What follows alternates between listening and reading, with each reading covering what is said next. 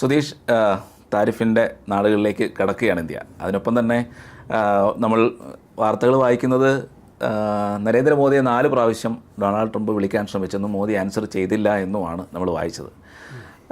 മോദിയെ സംബന്ധിച്ച് പൊതുവെ രാഷ്ട്രത്തലവന്മാരുമായിട്ട് നല്ല ബന്ധം, വ്യക്തിപരമായ ബന്ധവും കൂടെ സൂക്ഷിക്കുന്ന ഒരാളാണ്. അതിൻ്റെ ഒരു പേഴ്സണൽ റിലേഷൻ സാധാരണ ഉണ്ടാവാറുണ്ട്. അതായത് ഫ്രണ്ട്, ഈ മൈ ഫ്രണ്ട് എന്നൊക്കെ തമാശയ്ക്ക് എല്ലാവരും കൂടെ കളിയാക്കുമെങ്കിലും സത്യത്തിൽ അങ്ങനെ ഒരു ബന്ധം അദ്ദേഹം സൂക്ഷിക്കാറുണ്ട്. അങ്ങനെ ഒരു പ്രത്യേകിച്ചും UAE അവിടുത്തെയുള്ള രാഷ്ട്രത്തലവന്മാരുമായിട്ടൊക്കെ അതൊക്കെ നമ്മൾ വായിച്ചിട്ടുണ്ട്. എവിടെയാണ് ട്രംപുമായിട്ടുള്ള ബന്ധത്തിൽ നരേന്ദ്രമോദിക്ക് പിഴച്ചത്? ഒരു കഥ சொல்லிட்டு മാഷേ, എൻ്റെ കുറച്ച് പുറകോട്ട് പോയി കഴിഞ്ഞാൽ നമുക്ക് ഈ ബന്ധത്തിൻ്റെ ആ ആടി വരച്ചിൽ കൃത്യമായിട്ട് മനസ്സിലാവും. സംഗതി ശരിയാണ്. ആദ്യത്തെ ട്രംപ് ഭരണകാലത്ത് മോദിയും ട്രംപുമായിട്ട് നല്ല ഒരു ബന്ധം ഉണ്ടായിരുന്നു. അത് നല്ല രീതിക്ക് കൊണ്ടുപോവുകയും ചെയ്തു. അതിൻ്റെ ബാക്കിപത്രമായിട്ടാണ് ട്രംപിൻ്റെ മറ്റേ പ്രചരണ പരിപാടി ഹൗഡി മോഡി, അതിനുവേണ്ടി അതുപോലെ തന്നെ നമസ്തേ ട്രംപ് ഇതിലൊക്കെ പങ്കെടുത്തത്. അത് കഴിഞ്ഞ് ഇപ്പം ട്രംപ് തോറ്റുപോയി. ബൈഡൻ വന്നു. ബൈഡനുമായിട്ട് ആദ്യം കാണുന്ന സമയത്ത് അനൗപചാരികമായ സംസാരത്തിൻ്റെ ഇടയ്ക്ക് ബൈഡൻ ഈ സാധനം സൂചിപ്പിച്ചു. അതായത് ഈ ഹൗഡി മോഡിയെ പല അമേരിക്കക്കാരും കണ്ടതാണ്, പ്രത്യേകിച്ചും ട്രംപിൻ്റെ എതിരാളികൾ കണ്ടത് അമേരിക്കൻ എലക്ഷൻ പ്രോസസ്സിൻ്റെ അകത്ത് ഇന്ത്യൻ പ്രധാനമന്ത്രി നേരിട്ട് ഇടപെടുന്നു എന്നൊരു രീതിക്കാണ്. അവിടെ നരേന്ദ്രമോദിക്ക് ഒന്ന് വിട്ടുവീഴ്ച ചെയ്യേണ്ടി വന്നു, അപ്പോളജറ്റിക് ആവേണ്ടി വന്നു.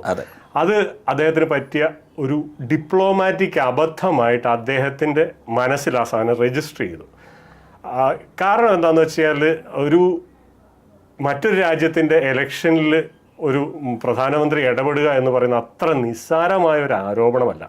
നമ്മളത് പലപ്പോഴും പറഞ്ഞിട്ടുണ്ട്. അമേരിക്ക ഇന്ത്യൻ ഇലക്ഷനിൽ ഇടപെടുന്നു. 2024 ഇലക്ഷനിൽ പോലും അമേരിക്ക ഇടപെട്ടു എന്ന്, അല്ലെങ്കിൽ CIA ഇടപെട്ടു എന്ന് നമ്മൾ കൃത്യമായിട്ട് പറഞ്ഞിട്ടുണ്ട്, ഇടപെട്ടിട്ടുമുണ്ട്.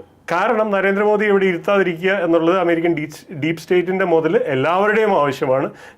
MSSൻ്റെ ആവശ്യമാണ്, യൂറോപ്പിൻ്റെ ആവശ്യമാണ്, പാകിസ്ഥാൻ്റെ ആവശ്യമാണ്, ഇടപെട്ടിട്ടുണ്ട്. ചൈനയുടെ അതാണ് MSS. അപ്പോൾ അങ്ങനെ അപ്പോളജറ്റിക് ആവേണ്ടി വന്നു കഴിഞ്ഞപ്പോഴത്തേക്കും ശരിക്കും പറഞ്ഞാൽ അത് നരേന്ദ്രമോദിക്ക് അതൊരു സങ്കടമായിപ്പോയി. കാരണം അദ്ദേഹം സ്വയം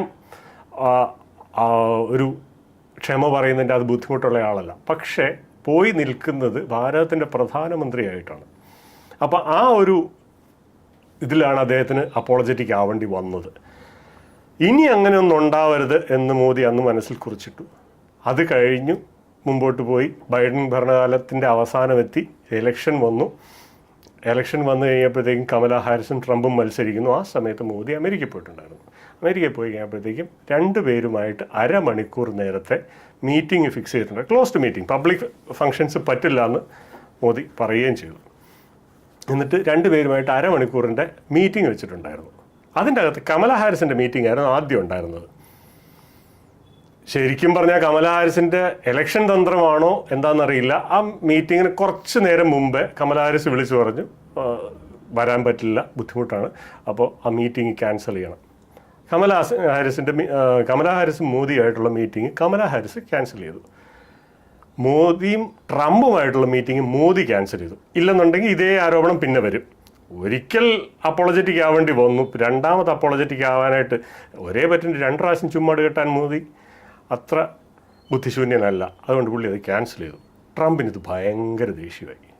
ഭയങ്കര ദേഷ്യമായി എന്ന് മാത്രവുമല്ല, എലക്ഷൻ കഴിഞ്ഞു, ട്രംപ് ജയിച്ചതിന് ശേഷം നരേന്ദ്രമോദിയെ കണ്ടപ്പോൾ അനൗപചാരികമായിട്ട് എന്തോ ഒന്ന് പറഞ്ഞു എന്നാണ് കേൾവി. ഈ മുഴുവൻ കഥയും ശ്രുതിയും കേൾവിയും റൂമറുമാണ് കേട്ടോ. ഇതെങ്ങും കാണൂല, തള്ളാണെന്ന് കൂട്ടിക്കോ. അപ്പോൾ അത് കഴിഞ്ഞിട്ട് നമുക്ക് തള്ളിക്കൂടെ? നമുക്ക് തള്ളാം. അപ്പം അങ്ങനെ തള്ളാണെന്ന് തന്നെ പറഞ്ഞിട്ട് നമുക്ക് തള്ളാമല്ലോ, കുഴപ്പമില്ലല്ലോ. നമ്മളിപ്പം ഇത് സത്യമാണ് എന്ന് പറഞ്ഞ് തെളിയിക്കാൻ നമ്മുടെ തെളിയിക്കാനായിട്ട് സംഗതിയില്ല. അതുകൊണ്ടാണ് ഇത് തള്ളാണ് അല്ലെങ്കിൽ റൂമറാണെന്ന് പറയുന്നത്. പക്ഷേ ഇങ്ങനൊന്നും നടന്നു എന്നുള്ളതാണ് കേൾവി. അപ്പോൾ ഇത് കഴിഞ്ഞിട്ട് ട്രംപ് ജയിച്ചു കഴിഞ്ഞിട്ട് മോദിയെ കണ്ടു കഴിഞ്ഞപ്പോൾ എന്തോ ഒന്ന് പറഞ്ഞു. അന്ന് ഈ ബന്ധം ഒന്ന് വഷളായതാണ്. അത് കഴിഞ്ഞിട്ടും നല്ലൊരു രീതിക്ക് മുമ്പോട്ട് കൊണ്ടുപോകാനായിട്ടാണ് നോക്കിയത്. ഡെഡ് എക്കണോമി എന്ന് പറഞ്ഞു കഴിഞ്ഞപ്പോൾ നരേന്ദ്ര ദാമോദർദാസ് മോദിക്ക് അത് കൊണ്ടു. കാരണം അത് അദ്ദേഹത്തെ അല്ല പറയുന്നത്, അദ്ദേഹത്തെ പേഴ്സണലായിട്ട് എത്ര തെറി വിളിച്ചാലും എനിക്കതൊരു കുഴപ്പമില്ല എന്ന് പറയുന്നൊരു മനുഷ്യനാണ് നരേന്ദ്രമോദി. പക്ഷേ രാജ്യത്തിൻ്റെ എക്കണോമി ഡെഡ് എക്കണോമിയാണ് എന്ന് പറഞ്ഞപ്പോൾ he felt accountable, he felt responsible. അത് നല്ല രീതിക്ക് നരേന്ദ്ര ദാമോദർദാസ് മോദിക്ക് കൊണ്ടിട്ട് എന്നാൽ ഇനിയിപ്പം അമേരിക്കയിലോട്ട് ഇത്ര വിഷമിച്ച് കയറ്റിവിടാൻ പറ്റുന്നത് കയറ്റിവിട്ടോട്ടെ, ബാക്കിയുള്ളത് നമ്മൾ റീറൗട്ട് ചെയ്യുന്നു എന്നുള്ള പ്ലാനിലേക്ക് നരേന്ദ്ര ദാമോദർദാസ് മോദി എന്ന പ്രധാനമന്ത്രി വന്നു. ഇപ്പോൾ അമേരിക്കയിലേക്ക് കയറ്റിവിടാനായിട്ടല്ല നോക്കുന്നത്, അതിൻ്റെ ഇരട്ടി ഊർജ്ജസ്വലതയോടുകൂടിയിട്ട് നമ്മൾ അമേരിക്കയിൽ നിന്ന് ഉയർന്ന താരിഫുള്ള തുണിത്തരങ്ങൾ, ഷ്രിംസ്, അങ്ങനെയുള്ള വജ്രങ്ങൾ, സ്വർണം, അത് വേറെ എങ്ങോട്ട് കയറ്റി അയക്കാൻ പറ്റുമെന്നുള്ളതാണ് നോക്കിക്കൊണ്ടിരിക്കുന്നത്. അതുപോലെ ഓപ്പറേഷൻ സിന്ദൂറുമായിട്ട് ബന്ധപ്പെട്ടും അയാളുടെ, അതായത് ട്രംപിൻ്റെ ആ ഒരു ഡയലോഗ് ഒട്ടും ഇഷ്ടപ്പെട്ടിട്ടില്ല. അത് ഇഷ്ടപ്പെട്ടിട്ടേ ഇല്ല എന്നല്ല, അത് പിന്നെ അങ്ങ് സഹിച്ച് ക്ഷമിച്ചത് അങ്ങനെ അങ്ങ് പോട്ടെ എന്ന് വിചാരിച്ചു. ബർത്ത്ഡേക്ക് ഒരു സാധാരണ ഒരു ഹാപ്പി ബർത്ത്ഡേ നരേന്ദ്രമോദി പറയുമ്പോ വേണ്ടിയില്ല. അല്ല, ബന്ധം നല്ല രീതിക്ക് പൊലഞ്ഞിട്ടുണ്ട്. വേറൊന്നുകൂടി ഉണ്ട്.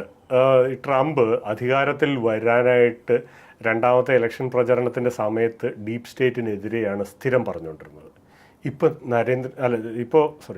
ഇപ്പോൾ ട്രംപ് ഡീപ് സ്റ്റേറ്റിനെതിരെ പറയുന്ന ഒരു വാചകം കാണിച്ചു തരാമോ? അധികാരത്തിൽ കയറിയതിന് ശേഷം മിണ്ടുന്നില്ല. മാത്രവുമല്ല, ബൈഡൻ അഡ്മിനിസ്ട്രേഷൻ്റെ കാലഘട്ടത്തിലുണ്ടായിരുന്ന ഡീപ് സ്റ്റേറ്റിൻ്റെ അജണ്ടയെ കുറച്ചുകൂടെ ശക്തമായിട്ട് മുന്നോട്ട് കൊണ്ടുപോകുന്നതായിട്ട് തന്നെയാണ് കാണുന്നത്. പാകിസ്ഥാനുമായിട്ടുള്ള ചങ്ങാത്തം, ഇന്ത്യയെ ഉപരോധിക്കുക, ഇന്ത്യയെ സാങ്ഷൻസ് അതാണ് വേറൊരിത്. കാരണം നമ്മൾ നേരത്തെ പറഞ്ഞാണ് സാങ്ഷൻസ് ഏതായാലും വരുമെന്ന്. ഇപ്പോൾ വൈറ്റ് ഹൗസിൻ്റെ ഔദ്യോഗിക പത്രസമ്മേളനത്തിൽ ട്രംപിൻ്റെ ട്രഷറി സെക്രട്ടറി ഇവരെല്ലാം പറഞ്ഞ സാങ്ഷൻസ് എന്ന വാക്കാണ്. താരിഫ് എന്നുള്ള വാക്ക്, അതായത് 50% താരിഫ് എന്നായിരുന്നല്ലോ ആദ്യം പറഞ്ഞുകൊണ്ടിരുന്നത്. ഇപ്പം അങ്ങനെയല്ല, സാങ്ഷൻസ് എന്ന വാക്കാണ് യൂസ് ചെയ്യുന്നത്. താരിഫ് എന്നുള്ള വാക്ക് മാറിയിട്ട് അവിടെ സാങ്ഷൻസ് എന്നുള്ള വാക്ക് ഓൾറെഡി വന്നു. അത് ഒരു പ്രാവശ്യമാണെങ്കിൽ നമുക്ക് അബദ്ധമെന്ന് വിചാരിക്കാം, ഒരു പ്രാവശ്യമല്ല, പല പ്രാവശ്യം വന്നു. ഇനി വേറൊരു കഥ പറയട്ടെ. ഇവർ റഷ്യൻ ഓയിൽ മേടിക്കുന്നു എന്ന് പറയുന്നു. ഇന്ത്യ റഷ്യൻ ഓയിൽ മേടിക്കുന്നതാണല്ലോ ഇവരുടെ പ്രശ്നം. ചൈന നമ്മളെക്കാട്ടി കൂടുതൽ ഓയിൽ മേടിക്കുന്നില്ലേ? ഉണ്ട്.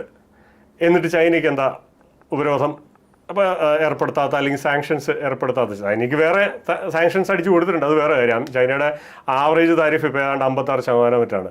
മാത്രവുമല്ല, നവംബർ വരെ ബാക്കിയുള്ള സാധനങ്ങൾ വെച്ചിട്ടുണ്ട്. നവംബർ വരെ കയറിപ്പോകുന്ന സാധനങ്ങൾക്ക് 56% ഉള്ളൂ. അത് കഴിഞ്ഞ് ഞാൻ 145% അങ്ങനെ എന്തോ ആണ് വെച്ചിരിക്കുന്നത്. എന്തെങ്കിലും ആട്ടെ, നവംബറിൽ ആ സാധനം കയറി ചെന്നാലേ അമേരിക്ക ക്രിസ്മസ് നടക്കുള്ളൂ. ചൈനീസ് സാധനം നവംബറിൽ കയറി ചെന്നില്ലെന്നുണ്ടെങ്കിൽ അമേരിക്കയിലെ ക്രിസ്മസ് നടക്കില്ല. ക്രിസ്മസ് നടന്നില്ലെന്നുണ്ടെങ്കിൽ അമേരിക്കയിലെ ഏറ്റവും വലിയ ഈ ഉത്സവങ്ങളിൽ രണ്ടാണ്. ഒന്ന് താങ്ക്സ് ഗിവിങ്, അതിൻ്റെ അനുബന്ധമായിട്ടുള്ള ബോക്സേഴ്സ് ഡേ. അതിൻ്റെ ഇടയ്ക്ക് നമ്മുടെ ദീപാവലി പോലെ വലിയൊരു സെയിൽ നടക്കും. അത് കഴിഞ്ഞാൽ ക്രിസ്മസിൻ്റെ സമയത്ത് അത് ഒരു വലിയൊരു ആഘോഷമാണ്. മിക്കവാറും ക്രിസ്മസിൻ്റെ പർച്ചേസും കൂടി ഈ ബോക്സേഴ്സ് ഡേ സെയിലിൻ്റെ സമയത്താണ് നടക്കുന്നത്.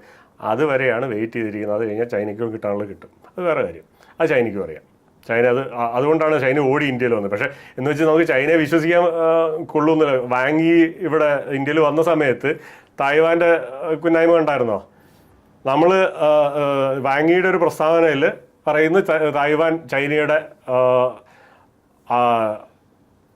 ഭൂപ്രദേശമാണ് എന്ന് പറഞ്ഞിട്ട് വാങ്ങിയൊരു പ്രസ്താവന ഇറക്കുന്നുണ്ട്. ഉടനെ തന്നെ നമ്മൾ പോയിട്ട് പറഞ്ഞു, അതെ, തായ്വാനുമായിട്ടുള്ള കേസിൻ്റെ അകത്ത് നമ്മൾ ഇന്ത്യയുടെ നിലപാട് മാറ്റിയിട്ടില്ല, നമ്മളിതിലില്ല, ഈ ഫൈറ്റിൽ നമ്മളില്ല കോശി എന്ന് പറഞ്ഞിട്ട് നമ്മൾ മാറി നിൽക്കുകയാണ് ശരിക്കും പറഞ്ഞാൽ ചെയ്തത്.